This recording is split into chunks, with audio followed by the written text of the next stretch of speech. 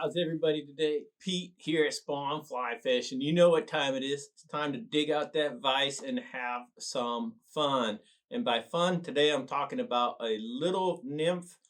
We'll call it a nymph slash emerger in one of my favorite trout colors being blue, and as an added bonus, a touch of purple. So grab everything you need and let's have some fun. Let's look at what is in the vise today. For the hook, we have the Ahrex FW541, and this happens to be a size 14.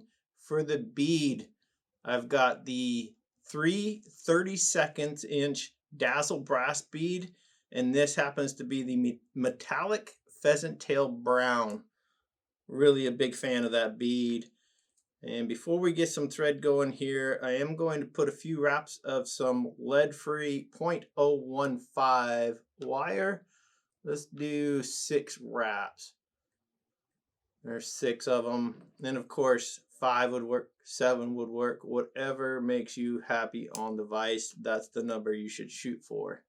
Got my dedicated wire cutting scissor with that little curve there. And yes, that is a cuticle scissor, and just cutting those ends, rounding off the cut portion, and I'm going to slip that right into the back or the cavity of that bead, and now I can rest because nothing's going to be moving on me. Now let's get some thread going. Today I've got some 8/0 black thread, and of course if you're looking for the equivalent, 70 denier would be the number. Otherwise, whatever you've got in your bobbin is probably sufficient. All right, there we go. We're ready to tie. One thing I'm going to do is give myself a little cheat, if you will. I'm going to come down and leave my thread base where I want that tail to come off. And as you can see, this is a curved hook. And so it's not as easy sometimes using the curved hook to go, ooh, I want it to end right here where it curves. No, we're going to creep down that curve a little, use a bunch of this hook, the hook shank. And so I'm just giving myself a little idea of where I want that tail to come out. So let's get into the tail. I've got some really cool shoveler here, and this is the Spawn Northern Shoveler that is barred. And I'm just going to get in there and get a section of fibers. I'll call this section roughly 1/8 of an inch wide. Just going to cut that right off of there, and this is the bunch we're looking at. As you can see, that's going to create a really nice tail. We'll also do the same thing when we get up to the wings, but what I'm looking for here is simply to get it started and get it tied in, and then I'll adjust the length of those fibers to match what I'm looking for a body length, so to speak. Just going to make sure the beautiful side is facing upward as much as possible, meaning the barring is exposed. And then I'm just going to simply pull gently up toward the bead until I get roughly 1 body length worth of fibers sticking out for that tail. I'll come in with my offhand, pinch those again, and then work my thread down to that little spot where we marked having our tail section come off, like so. And it'll splay pretty well. If not, leave a little bump of thread right there. Really make sure it'll splay out. But with fibers that are, pretty thin, you can usually just get 1 or 2 wraps, and you can see there it'll splay those fibers out just fine. At this point, we can trim out the tag end of those fibers and finish wrapping down. So at this point, go ahead and get another pass or 2 on those weighted wire wraps, and as you can see, we're starting to sort of blend where that ends the weighted wire wrap, where the body is. By the time we start wrapping our body materials together, this will all be smooth as far as an underbody with a slight taper. So we are going to use a rib, and I told you this would be really blue. And if you know me, I love blue flies, especially for trout, rainbows, browns, you name it. Just love blue. It's been really good color for me, especially when other normal bugs aren't working. This gives you something different to throw. So I've got some wire here, copper wire in blue. This happens to be size small. So I'm just going to tuck that in right where those weighted wire wraps end. I'm going to wrap this all the way down to where our tail fibers begin. Nothing to it. So now we have our rib tied in. We just need our body material. And for that, we've got some holographic tinsel. Blue, of course, size medium. Love this stuff. And you could definitely tie this in with the wire and then just wrap forward one time. I like the denser, more full coverage of tying it in here right behind the bead, like so. And then I'm going to wrap it down the shank and back up over itself. So I'll get 2 layers of this holographic tinsel, which I think just really makes for a much denser, more uniform body. And of course, I do have a little bit of super glue gel here, and so why not use a little? We're just going to put a very small amount right there on our thread underbody. Kind of just spread it around evenly. We don't want a bunch of it on there because as we wrap this, it'll push it down into the tail. We don't want that. We're just looking for something to secure this body. And now I will simply start with touching, maybe even slightly overlapping wraps. And you can see I'm just going to work my way down to where that wire and the tail are both tied in. In blue and purple, if you're wondering, it is such a strange thing. You don't see a lot of blue bugs outside of maybe damselflies or something like that. And yet, when it's in the water, the fish love it. I wish I could give you a better explanation. And of course, there's the UV vision, you know, where fish see in that spectrum of UV. So maybe that has something to do with it. All I can tell you is it works. It works really well. All right, got a couple wraps just to secure that holographic tinsel. I'm going to pull it back over itself, give it a couple more wraps. And now nothing's going to move on that thing. Go ahead and carefully trim that off. Get one more wrap right up behind that bead. And now it's time to use our wire. And of course you could counter rib this, but again, we've made 2 passes. I'm not really concerned about the counter rib being a strengthener, so I'm just going to follow suit and wrap this forward. And you can see it gives that little bit of segmentation. Even though it's blue on blue, it is very visible under the water to the fish. And if you fish for trout, you know segmentation matters in that body. So don't be shy. Make this your own. If you want to add a different color for contrast, by all means do so. But I can assure you this will work just fine. Trimmed out our wire there. Pretty simple so far, right? I think it is. So let's get back to this piece of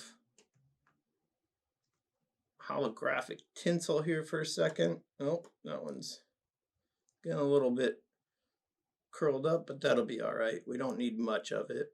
We're going to tie this right on top now, and this is going to be part of our wing case. This, you know, you could use silver, gold, whatever you want to do. I'm just going to keep the theme of the blue really strong here. So there's our blue coming right on the top. And if there's a, you know, if you want to check your work, make sure when you're tying that in that it's going to pull over really close to the center. I'm undoing that tie-in just a touch. We don't want that. Let's pull it back off and restart that bad boy. There we go. I want it dead center with that hook eye. And then I'm going to tie it back roughly 1/3 of the body length. Don't want to go too crazy. We're not tying a stonefly where it's half and half. We're trying to stay up there in that normal bug range. And then I've got a small piece of thin skin in black, and I've trimmed it to roughly the same width as the bead that I'm using for this fly. I did also trim a little cute point there just to make it slightly easier for tying in. And again, same thing, bring that over the bead. You want it to run right on top. If it does, continue tying down and secure. let's get into this thorax now. I've got some of the Spawn Unreal Dub in Nurple. Beautiful purple tones. It's going to go really well with that blue body. And again, it's one of those colors that, you know, sure, people know a couple bugs that use purple for the body and all that. And yet that's the only time they fish it is for those specific flies. I'm more inclined to just find out what bugs you can't tie in those colors. I'll let you know if I ever find them, because believe me, blue and purple just deadly for trout. All right, just a very thin noodle of this, and I'm going to wrap all the way back. And when you're doing these wing cases, that is key. Wrap all the way back to cover where your tie-ins were. That's what's going to produce a nice tight thorax and wing case when you pull all that forward. It just keeps your bug looking clean. That's what we want. Any of these little stragglers here, we don't need them in this fly. It's a pretty small bug. We want it nice and tidy for the most part. So now I'm going to go back to that shoveler feather, and this will all be tied with one feather. And I'm going to get another section. Again, I'll stick pretty close to that 1/8 inch width of total fibers. And if you want more, by all means do so. If you want less, well, you can do that too. So I'm just going to tie these in on the side. And this will act like our little wings trying to bud out of that case. And then I'm simply pulling forward until the ends of those fibers pretty much match up with the end of the body. And I don't need anything crazier than that. So you can see where that ends matches roughly the end of the body. I'll come in for one more section just like that, and I'll tie the wings in on your side. And of course, these also do, you know, they look like legs. They look like wings trying to sprout or pop out. And the good thing is it's all buggy. And that's what we like. We like adding things that just make our little flies buggier and buggier. And give it one good wrap in there. Make sure it's staying on the side, and then we'll just gently pull that forward. Don't want to pull the thread up or anything like that. Once you get to where you think it's good, just push back both sides, see if it matches up. And there we go. There's our second set of wings. Get a couple wraps in there. You can see now we pulled it, spreads it out. Nothing to it. Now we can safely trim out the tag ends or butt ends of these fibers. Just get rid of them. Nothing we can do with them. Like so. And I'm going to try to get a little bit of a better finish on that cut. There we go. It's not going to be perfect, but that's okay. These bugs don't usually hatch perfectly either. So when you have little bugs like this, and there's a tiny flaw, don't beat yourself up.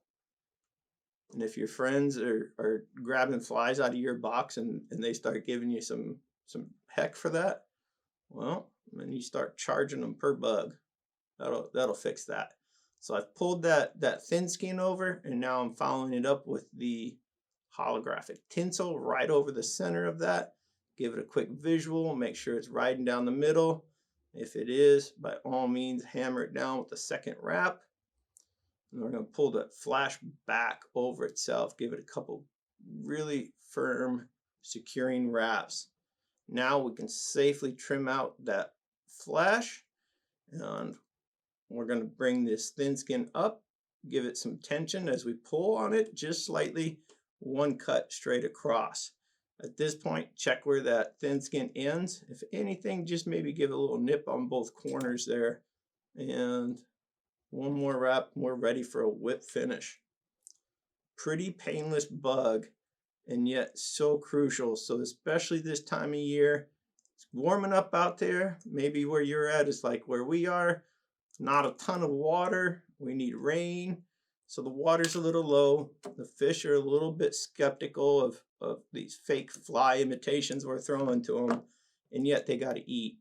So if your water's cold enough to chase trout, by all means, think outside the fly box a little bit. Add something different that they haven't seen 50 times. So let's finish this bad boy up. I do have some Loon UV clear fly finish in Flow. All right, I don't want to get too bulky here, especially if we do a little touch up at the end. So Flow for me, and we're going to use this as our head cement as well. The key here is to not go crazy. We don't want a bunch of resin flying off this thing and running down into the fibers of those feathers. That's not what we're looking for. Just a thin layer of coverage on the thread wraps, like so. Just kind of smear it as you go. And now I'm going to do the wing case itself, and I'm even going to let this trickle down on top of our abdomen, like so. Let me cure that up, and we'll see if we need to add any more. I'm thinking this might just do it one application. That would be pretty cool too. When it works out, take full advantage. Sorry to move that out of the screen on you. Just want to make sure we get that underside cured as well. And Flow, as far as resins go, it's gonna cure up very quickly. Even if you have a small UV torch, it will still cure up really quickly. And if you don't want to sit here and hold this, give it a few seconds, cure it as much as your patience allows, and then put it in your fly box or on a piece of foam and stick it in a windowsill. Let those UV rays finish cooking that resin and making it as solid as possible. But I think that'll do it. I don't think we need to add any more resin on that. So there you have it. If you want to know what one of my secret bugs is that I'll have in my box at all times, this is one version of it. And I'll tie some with even a blue thorax, so just blue on blue. But if you're a fish, no way you're going to say no thanks to that. You're going to eat that with a smile. So I really enjoyed tying this with you guys. I hope you enjoyed it as well. If you did, by all means, please hit like, please hit subscribe. We will see you all on the water.